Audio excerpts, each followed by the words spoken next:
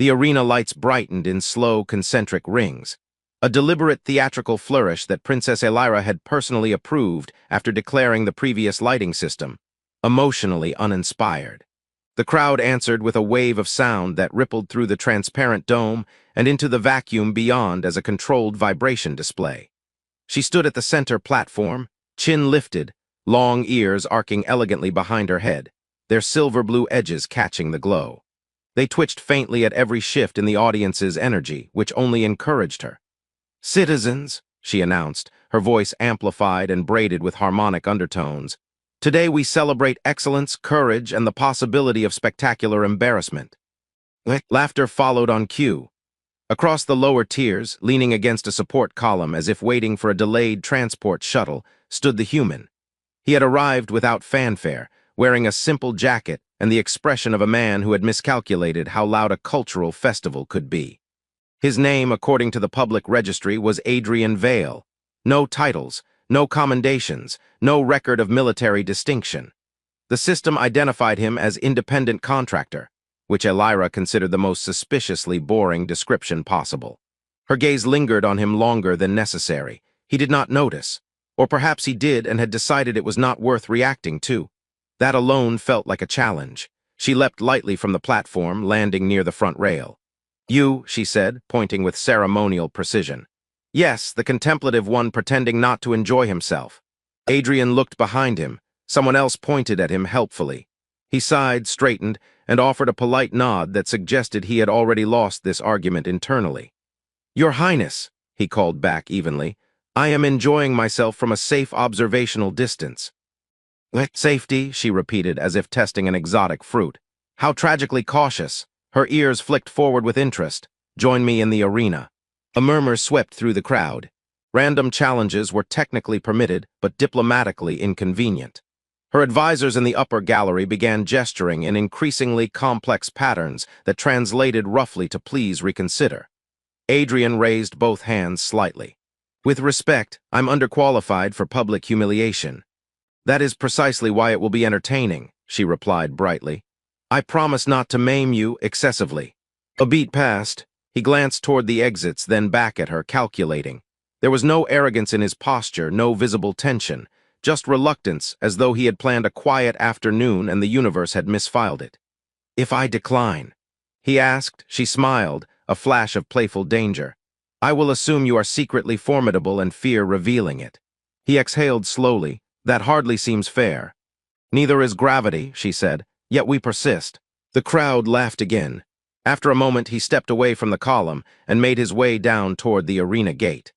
As he passed through the scanning field, the system performed a rapid biometric sweep. Elira watched the data cascade across her retinal display. Heart rate steady, neural activity calm, muscle density slightly above average, nothing remarkable, almost disappointingly ordinary. He entered the arena floor and stopped a respectful distance from her. Up close, he seemed even less dramatic than she had hoped. No visible augmentations, no ceremonial scars. Just quiet eyes that took in the space with efficient awareness. "You may still retreat," he said lightly. "I would not hold it against you." Her ears lifted high in delighted offense. "Retreat," from a spectator. "From paperwork," he corrected. "I suspect someone will have to file it." A snort escaped her before she could prevent it. "Interesting." "Very well," she declared, turning so her voice carried to the stands. "A friendly contest, 3 trials, no lethal settings." She glanced at him sideways. "Unless you insist."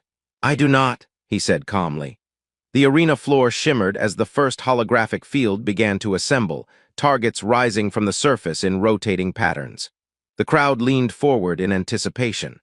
Elira studied him one last time, searching for nerves, bravado, anything. He merely adjusted his sleeves slightly, as if preparing to repair a household appliance rather than face a royal challenge. For the first time that day, a thin thread of curiosity replaced her playful certainty. "Well then," she said softly, almost to herself, "let us see how harmless you truly are." The dueling range hovered in low orbit above a gas giant the color of bruised gold, which Elira had selected purely because it looked dramatic on official broadcasts. She stood at the firing line, adjusting a pair of precision gauntlets, while attendants scurried around her, with the reverence usually reserved for unstable explosives. Her long ears angled outward, tracking the commentary streaming into her implant. "Your Highness, the exhibition opponent has arrived," an officer said. "Excellent," she replied. "Please tell me he looks intimidated." A pause. "He appears comfortable." That was unacceptable. She turned just as the airlock irised open and the human stepped onto the platform carrying nothing but a small toolkit. Not a weapon case, not even a proper bag, a toolkit. He glanced around as if deciding where to hang a coat. "You brought tools," she said, incredulous. "I was told there might be equipment," he answered mildly. "I like being prepared. This is a weapons demonstration." "Tools," he repeated, "are just weapons with better public relations." One of her attendants made a strangled noise that might have been suppressed laughter or diplomatic panic. Elira narrowed her eyes, intrigued despite herself. The range extended before them as a floating corridor of shifting targets. Drones darting in unpredictable spirals, holographic decoys flickering in and out of phase, kinetic barriers sliding across firing lanes. It was designed to humble elite marksmen. She activated her gauntlets, energy filaments hummed to life around her forearms. "Standard scoring," she announced. "Highest precision wins." He nodded. "After you." She fired first, a rapid sequence of controlled bursts that stitched through the drone field with elegant efficiency. Targets flared and dissolved in sparkling cascades. The audience feed in her ear erupted with approval.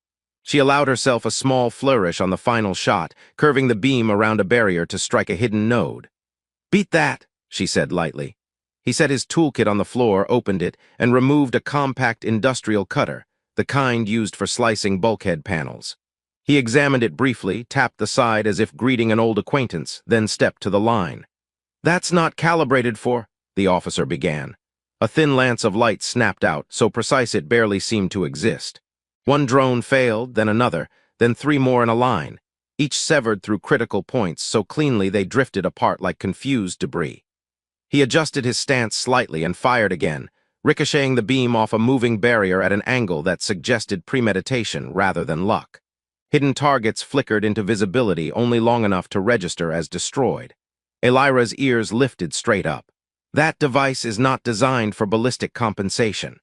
"It's not ballistic," he said. "It's geometry." Within seconds, the field went still, every active unit disabled. The scoring system hesitated, recalculating as if hoping the results might change if it thought hard enough. Silence spread across the platform. He powered down the cutter and set it back in the case. "I may have voided the warranty," he said apologetically. "You dismantled a military-grade obstacle course with maintenance equipment," she said. He considered. "In fairness, it's very good maintenance equipment." One of the drones, not entirely destroyed, drifted slowly past and bumped into the barrier with a soft, defeated clink. Elira stared at him, amusement draining into something sharper. "You are not ordinary." He closed the toolkit with a quiet snap. "I never claimed to be." "Then why pretend?" He met her gaze, expression calm, almost tired. "Because ordinary people get left alone." For the first time since the exhibition began, she had no clever reply. Outside the viewport, the gas giant churned in silent storms, vast and ancient and utterly indifferent, while on the small floating platform a princess realized she might have invited something far more interesting than entertainment. The final trial was not meant to be dangerous. It was meant to be elegant. A strategic simulation layered across the arena floor, projecting shifting terrain, civilian zones, hostile forces, and timed objectives. Elira had used it before to embarrass admirals. It rewarded creativity and punished recklessness, which was why she activated the highest non-lethal setting with a faint, anticipatory smile. "Scenario upload complete," the system announced. "Urban containment, civilian density high." Adrian stood beside her, hands loosely clasped behind his back. "High density is messy," he said. "That is the point," she replied. "War is rarely tidy." He gave her a look that was not disagreement exactly, more like recognition. The arena dissolved into a sprawling cityscape of light. Towers rose, transit lanes flickered into existence. Red markers signaled hostile units advancing from 3 vectors. Blue markers scattered in panic. "Begin," she commanded. She moved first, deploying drones to intercept the nearest hostile cluster, redirecting civilians through projected safe corridors. Her tactics were sharp, efficient, optimized for spectacle as much as success. She neutralized 2 enemy squads with coordinated strikes, earning a burst of approval from the crowd. Adrian did not rush. He stepped forward slowly, eyes scanning the shifting map. His hand flicked once, twice, sending commands into the system through the temporary interface band at his wrist. Elira frowned. "You are falling behind." "Not yet," he murmured. A hostile unit veered unexpectedly toward a densely populated sector. The simulation accelerated, variables compounding. She adjusted, but the algorithm outpaced even her reflexes. Red markers breached the perimeter. Before she could compensate, entire city blocks dimmed, not destroyed, but evacuated. Civilian markers rerouted through maintenance tunnels she had not even noticed in the terrain file. Adrian had accessed sublayer infrastructure, repurposing transit grids into shield corridors. "You rewrote the map," she said. "I read it," he corrected. Enemy drones advanced. He did not meet them head-on. Instead, he fragmented their formation, isolating command nodes with surgical precision. Every movement carried intent. No wasted motion, no flourish. Hostiles vanished one by one, their strategy collapsing as if anticipated hours earlier. The crowd had gone quiet. Elira increased difficulty mid-simulation, injecting adaptive AI meant to counter elite tacticians. The system recalibrated, deploying unpredictable flanking maneuvers. Adrian exhaled softly. "That's new." "Surprised?" she asked, a little nostalgic. He shifted tactics instantly, sacrificing a stronghold to lure the adaptive core into overextension. When it committed, he collapsed the network around it, severing its coordination lattice in 3 precise strikes. The battlefield froze, red markers blinked out. "Scenario complete," the system said almost reluctantly. Silence held for a heartbeat too long. Elira turned to him slowly. Her long ears, usually animated with amusement, were utterly still. "That was not recreational training." "No," he agreed. "You've done this before." "Yes," the word settled heavily. In the upper tiers, private feeds were no longer whispering. Archival searches had begun. Fragments of restricted footage aligned with biometric overlays. A name resurfaced in encrypted channels, followed by disbelief. She studied him, seeing now what had been hidden in plain sight. The restraint.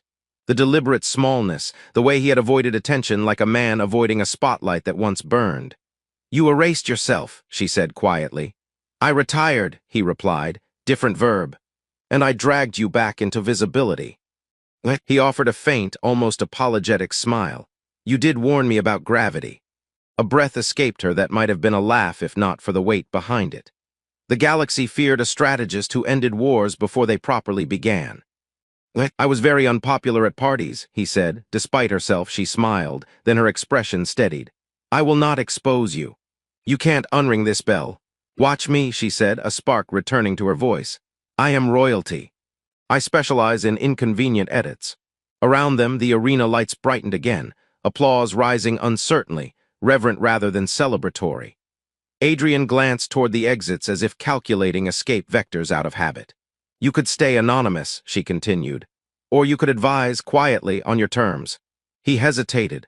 For a long moment he looked like a man standing at the edge of an old battlefield, deciding whether to step forward again. "I prefer quiet," he said at last. "Then we will make the quiet useful." Her ears tilted forward, not in challenge this time, but in respect. For the first time since she had pointed him out in the crowd, she was no longer amused. She was impressed. The transport bay smelled faintly of coolant and new metal, the universal scent of departures that pretended not to be permanent. Adrian stood beside a stack of anonymous cargo crates, hands in his pockets, watching technicians secure a diplomatic shuttle with the efficient indifference of people who did not realize history had briefly passed through their workplace. Princess Elira approached without escort, which was either a scandal or a statement. Her long ears angled forward, alert but not tense. They flicked once as she stopped beside him, studying his face as if memorizing it for later comparison. "They are still arguing," she said. "Half my council wants to recruit you, the other half wants to pretend you do not exist." "Those options sound familiar," he replied. "I recommend the second one, it's quieter." "You dislike attention that much." "I dislike what follows it." She nodded, accepting that without pressing. For a moment they watched a cargo drone struggle heroically with a container clearly above its design specifications. "It will drop it," she said, "probably." The drone dropped it with a hollow clang, then beeped in what sounded suspiciously like embarrassment. Elira's mouth curved. Your prediction skills remain impressive. I trained extensively on watching things go wrong. Silence settled, not uncomfortable, just aware of time moving. Finally, she spoke again, softer. The records we uncovered, they speak of victories without celebration. Wars that ended so quickly, no one understood how close they had come to losing. He did not answer immediately. When he did, his voice was calm but distant, like someone describing weather from another lifetime. Winning fast means fewer graves. And more suspicion, she said. And fewer parades, he added, tragic. A small laugh escaped her, then faded. You could help us, not as a weapon, as a guide. He glanced at her, surprised not by the request but by the way she framed it. Not command, not manipulation, invitation. I spent years trying to be forgotten, he said. Turns out I was just resting. Her ears lifted slightly. Then rest differently, somewhere that does not require you to pretend you are small. He looked toward the shuttle, then back at the vast hangar, at the ordinary workers and malfunctioning drone and scuffed deck plating. A quiet life had seemed like the only way to stop being a legend. Now it felt like an incomplete answer. I don't want statues, he said. Good, she replied immediately. They are terrible conversationalists. I don't want armies waiting for orders. We have committees, much slower, very safe. He huffed a laugh. That might be worse. Then start small, she said. Advise, teach, disagree loudly during meetings. It will terrify everyone. He considered that, the corner of his mouth lifting. You're offering me a job where my primary duty is being inconvenient. I am offering you a chance to use what you are without being used. The difference landed. Across the bay, the shuttle powered up, a low vibration building through the deck. Departure time, decision time. Adrian took a slow breath, then nodded once. All right, but I'm setting conditions. Her eyes brightened, naturally. No uniforms. Agreed. No titles. Reluctantly agreed. And absolutely no statues. She hesitated. What about a very small plaque? He gave her a look. No plaque, she conceded. The boarding ramp extended with a hydraulic hiss. For a second neither moved, both aware that something had shifted. Not dramatic, not heroic, just a quiet redirection of a life that had been standing still. You know, he said as they walked toward the ramp, I came here to disappear. And now, he glanced at her, at the hopeful tension in her posture, the fierce curiosity that had started this entire mess. Now I suppose I'll settle for being useful. Her ears rose high, radiant with satisfaction. Excellent, the galaxy will be very confused. Good, he said, keeps it humble. They stepped onto the shuttle together as the bay lights dimmed for launch. Outside, stars waited in their usual indifferent abundance. Inside, for the first time in a long while, Adrian did not feel like he was running away from his past. He felt like he was finally walking towards something that needed him, and might, inconveniently, be worth staying for.